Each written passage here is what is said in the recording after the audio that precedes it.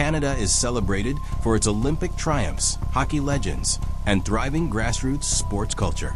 But beneath the applause lies a disturbing truth. The Canadian sports system is broken. This is not about isolated incidents. It's a systemic failure, one that has left athletes vulnerable to widespread abuse, neglect, and intimidation. Survivors report physical punishment, verbal humiliation, sexual harassment, and exclusion from programs for minor mistakes. Children as young as 8 describe trembling before practices, fearing a coach's wrath.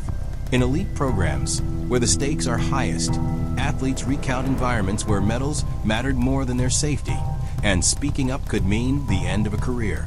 Fear was the strongest weapon in the system. Coaches and officials exploited positions of trust, knowing oversight was minimal and accountability rare. Complaints often went unanswered. Repeat offenders retained influence. Governance was fragmented across provinces and national organizations, creating a culture that protected perpetrators while punishing victims. Funding structures prioritized results over welfare. A coach could secure sponsorships or high-level placements by producing victories, not by fostering safe and ethical programs. This incentive structure encouraged silence, compliance, and concealment of abusive behavior. The abuse spanned verbal, emotional, and physical domains. Some athletes endured public humiliation during competitions. Others were subjected to exclusionary practices that left them isolated and anxious. Testimonies revealed that maltreatment was normalized. Young athletes learned to internalize fear, believing that resistance would cost them their dreams. This system failure is not abstract. It has tangible consequences.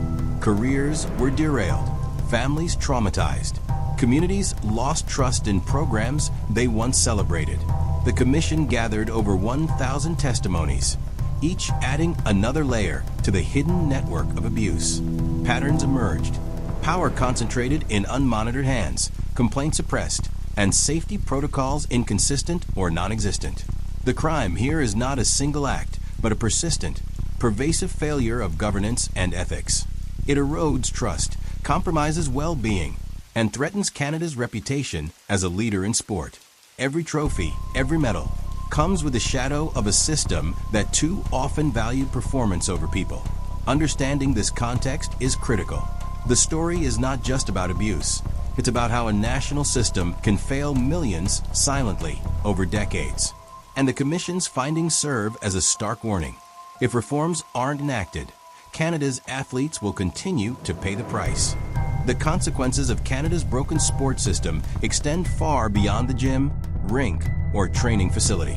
The abuses uncovered by the Commission didn't just harm individual athletes. They sent shockwaves through families, communities, and the very culture of Canadian sport. For athletes, the trauma was immediate and enduring. Many quit the sport they once loved, carrying with them the weight of fear, shame, and isolation. A 14-year-old gymnast recalled practicing alone late at night, her hands trembling from anxiety, unsure if a misstep would trigger humiliation or punishment. Teen hockey players spoke of locker rooms where verbal abuse was routine, coaches wielding authority like a weapon. The psychological scars left by these experiences can last a lifetime, shaping relationships, self-esteem, and mental health. Families, too, were caught in the fallout. Parents invested time, money, and trust into programs they believed were safe. Yet, instead of nurturing growth, many watched helplessly as their children endured mistreatment. Trust, once implicit in the coach-athlete relationship, was shattered. Some families withdrew entirely from sport, fearing exposure to further harm. Communities that had prided themselves on local programs now faced the uncomfortable truth. Their institutions were failing the very youth they aimed to protect. The ripple effect also extends to the wider sporting ecosystem. Funding, sponsorship, and media attention depend on integrity and public trust. When abuse and maltreatment surface, confidence erodes. Local clubs lose members. National organizations face scrutiny. Athletes' performance may suffer under the weight of unspoken trauma, and a generation of talent can be stunted before it even reaches elite levels. Beyond the individuals directly affected, the scandal threatens Canada's reputation internationally. partners, federations, and competitors question whether Canadian sport programs prioritize excellence or perpetuate harm. The fallout is not abstract. It affects medal prospects, program credibility, and the global perception of Canada's commitment to safe and ethical sport. Perhaps most insidious is the cultural impact. A generation of young athletes grows up learning that fear, silence, and compliance are expected. Respect and discipline become intertwined with intimidation. Winning, achievement, and opportunity are too often conditional on enduring abuse. This creates a self-perpetuating cycle where harm is normalized and ethical boundaries erode over time. The ripple effect is systemic, psychological, and generational. It's not just about missed opportunities or damaged bodies. It's about broken trust, lost confidence, and a culture of fear that touches every corner of Canadian sport. The story of Canada's broken sport system only comes into full focus when the investigation begins. Led by Justice Lise Maisonneuve, the Federal Commission embarked on a mission to uncover decades of hidden abuse, systemic failures, and cultural negligence. What they found was both shocking and revealing. The problem was far more pervasive than anyone had imagined. The investigation involved over 1,000 interviews with athletes, families, coaches, whistleblowers, and officials across every level of sport in Canada. Survivors recounted harrowing experiences, stories of intimidation, physical punishment, and sexual harassment that had been ignored, suppressed, or minimized. Each account revealed a piece of a larger puzzle, a network of negligence, concealment, and complicity that had allowed abuse to flourish unchecked. Investigators examined archival documents, confidential complaints, and financial records. Patterns emerged. Organizations often retained individuals with prior allegations. Complaints were filed but never investigated. And safety protocols were inconsistent across provinces. Even governing bodies designed to protect athletes often failed, prioritizing medals, reputation, and funding over safety. The Commission uncovered a chilling culture of fear and silence. Athletes feared retaliation or public scrutiny, while families hesitated to challenge authority, believing the system would protect insiders. Coaches and officials exploited this silence, knowing their positions insulated them from accountability. The investigation revealed that power and privilege were weaponized, allowing abuse to persist for years without consequence. One of the most striking revelations was the systemic nature of the failures. These weren't isolated incidents or rogue individuals. The abuse was embedded in the structural and cultural DNA of Canadian sport. The Commission found that governance fragmentation, underfunded oversight, and a singular focus on performance created the perfect environment for harm to go unnoticed. The investigation also illuminated how widespread maltreatment undermines athlete development. Fear and stress affected performance, confidence, and mental health. Some talented athletes left the sport entirely, their potential erased, while others continued under duress, enduring a silent, invisible battle. After months of hearings, testimonies, and cross-examination, the Commission produced a report with 98 calls to action. These included creating centralized oversight, implementing mandatory reporting, conducting background checks, and establishing a public registry of sanctioned individuals. Each recommendation was designed to dismantle the culture of silence and ensure that future athletes would be safe, supported, and heard. The moment of reckoning arrived when the Commission's findings were made public. The report didn't just detail abuse and neglect. It exposed a system that had failed athletes for decades, and it sent shockwaves through Canada's entire sporting ecosystem. Organizations, officials, and coaches suddenly found themselves under intense scrutiny, their reputations, careers, and authority challenged. Across provinces, officials were removed or suspended. Programs once celebrated for excellence now faced harsh criticism. Some high-profile coaches resigned amid public pressure. Others were formally sanctioned. For families and survivors, these consequences validated their experiences, offering long-delayed acknowledgement of the suffering endured and signaling that the system could no longer protect perpetrators. But consequences weren't limited to individuals. Institutions, from grassroots clubs to national sport organizations, were forced to implement sweeping reforms. Policies that had been ignored or inconsistently enforced were rewritten, complaint mechanisms strengthened, and mandatory reporting protocols established. Funding structures were re-evaluated to ensure that athlete welfare would finally be treated as a priority, not an afterthought.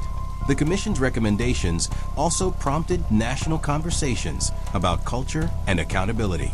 Media coverage amplified survivors' voices, bringing attention to maltreatment that had previously been hidden behind closed doors. Sponsors and government bodies demanded transparency, tying future funding to measurable reforms and compliance with ethical standards. Some of the most dramatic consequences were symbolic yet powerful. Facilities displayed posters about athlete rights, training programs incorporated education on abuse prevention, and whistleblower protections were strengthened.